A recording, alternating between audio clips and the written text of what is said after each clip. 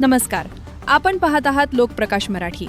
बीड जिल्ह्यातील माजलगाव तालुक्यातील गुंजथडी येथे दलित समाजाच्या हक्काच्या स्मशानभूमीसाठी आंदोलनाची भूमिका अधिक तीव्र झाली आहे. गावातील दलित समाजाला अनेक वर्षांपासून स्वतंत्र स्मशानभूमी उपलब्ध नसल्यामुळे अंत्यसंस्कार करताना मोठ्या अडचणींचा सामना करावा लागत असल्याचा आरोप करण्यात आला आहे. याबाबत वेळोवेळी प्रशासनाकडे निवेदने, अर्ज आणि पाठपुरावा करूनही अद्याप कोणताही ठोस निर्णय झालेला नसल्याची खंत आंदोलनकर्त्यांनी व्यक्त केली आहे. आंदोलनकर्त्यांची प्रमुख मागणी अशी आहे की संबंधित जागेचा तातडीने पंचनामा करण्यात यावा आणि किमान 10 गुंठे जागा स्मशानभूमीसाठी उपलब्ध करून द्यावी.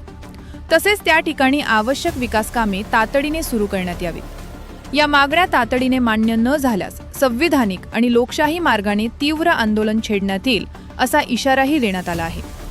यावेळी आंदोलनकर्त्यांनी स्पष्ट भूमिका मांडत म्हटले की स्मशानभूमी ही केवळ एक सुविधा नसून प्रत्येक नागरिकाला मृत्यूनंतर सन्मानाने अंत्यसंस्कार करण्याचा मूलभूत हक्क आहे.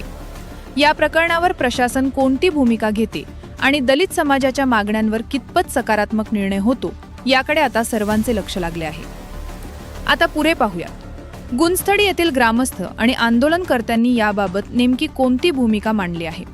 त्यांच्या समस्या, मागण्या आणि प्रशासनाकडून असलेल्या अपेक्षा जाणून घेण्यासाठी पाहूया त्यांची थेट प्रतिक्रिया. आमची मागणी सरळ आणि सोपी आहे.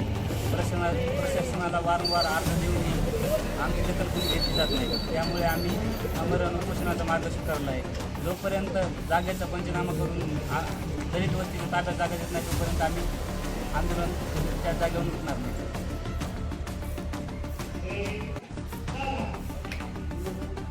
गोष्टी